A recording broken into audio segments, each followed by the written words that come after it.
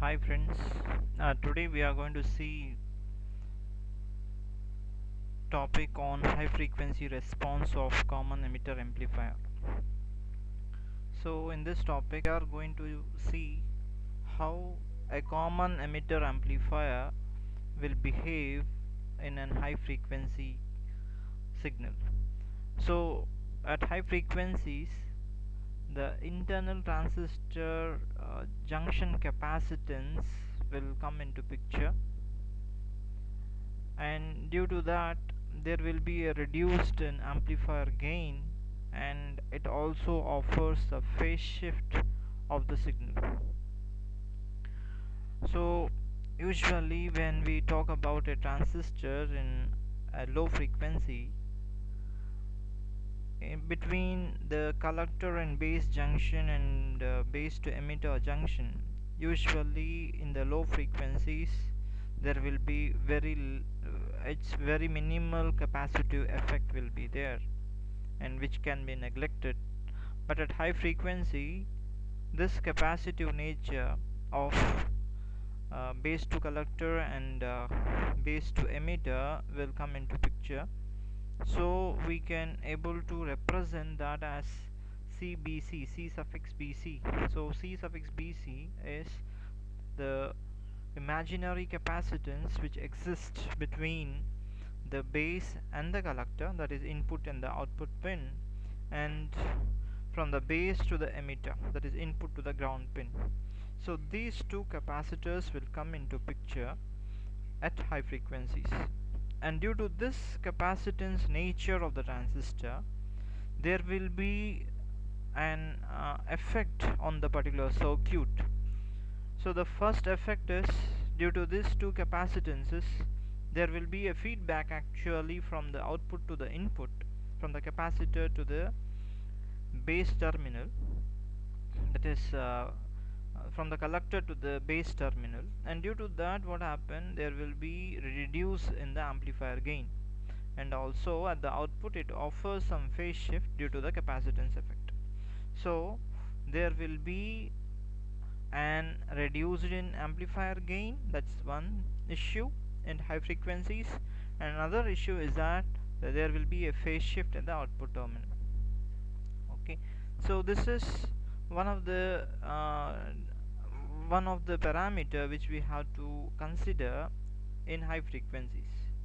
Now now if we can see the feedback, now if we can able to see the feedback of the signal at high frequencies, what happened here is that when the so we can see this circuit here. In the circuit we are having the common emitter configuration where AC input voltage is applied here, and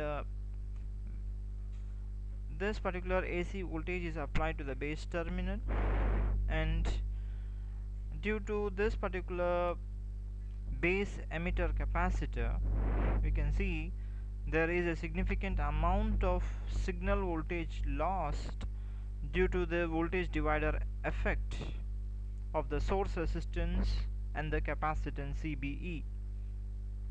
So the voltage will be decreased, so this will be the reduced gain due to the resistor and the capacitance. There will be drop in the voltage.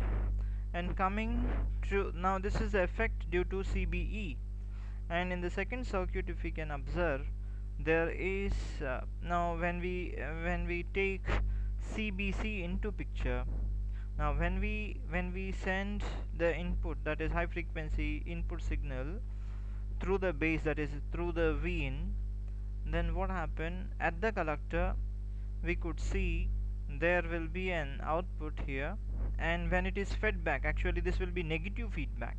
So from the collector to the base it is as negative feedback, so the signal will be in terms of 180 degrees phase shift. So here the input frequency signal and the feedback frequency signal gets added up, and since it is like 180 degrees phase shift with the input signal, then obviously at the output we will be having some reduced amplitude. Now this has an more effect on the output. So CBC, that is the capacitor between the collector and the base terminal offers more effect, and that is, it offers negative feedback, and thereby the voltage gain reduces. Now coming to Miller theorem. So the Miller theorem effects occur in the inverting amplifiers.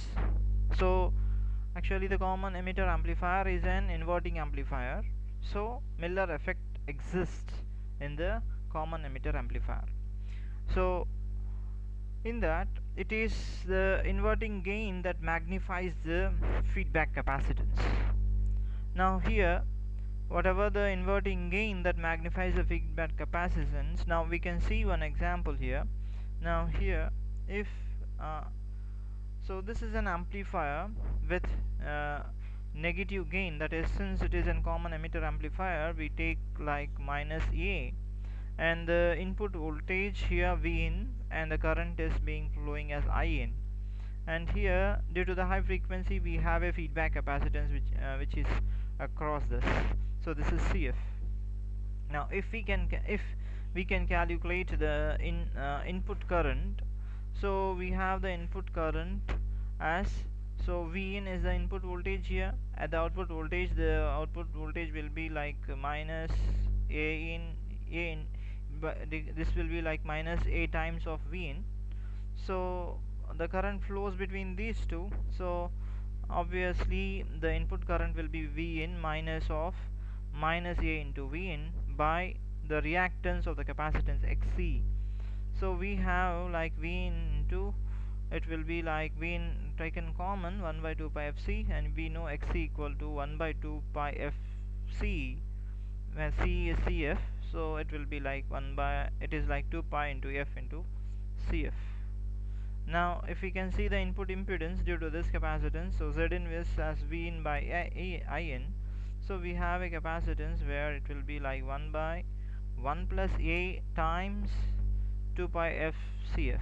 So it is 2 pi fc is the capacitance. So if we can just calculate, now if we can see the input impedance offered, so the input impedance offered is 2 pi f into C in, if you can see. So this is the representation where we have C in as modulus of A plus 1 into CF. So that is the Z in value. Now, and the C in value will be 1 plus A into CF. So this is about the input capacitance which is offered due to the feedback capacitance. This is the Miller theorem. Now if we can see the input Miller capacitance value and the output Miller capacitance value, so if we can see here at the input, it is as the capacitance offered is 1 plus AV into C, whereas at the output it is like AV plus 1 by AV into C.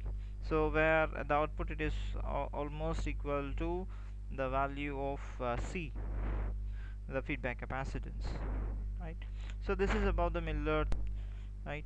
Now due to that we can redraw the circuit and the high frequency, where the value of the Miller capacitance will be carried out in the input and the output, and this will be at the high frequency. There will be some capacitance effect, and which is called as the Miller effect. Now here one thing to note here is that common base and the common collector amplifiers do not suffer from the Miller effect, since in this amplifier one side of that is connected directly to the ground, and also it is uh, it will not give the negative amplification. It will not act as an inverting amplifier. So that's the reason why in common base and the common collector we don't have any Miller effect. That is about the Miller effect concept. Thank you, and we will see in the next class, next video, how the Miller effect can be considered in the frequency responses.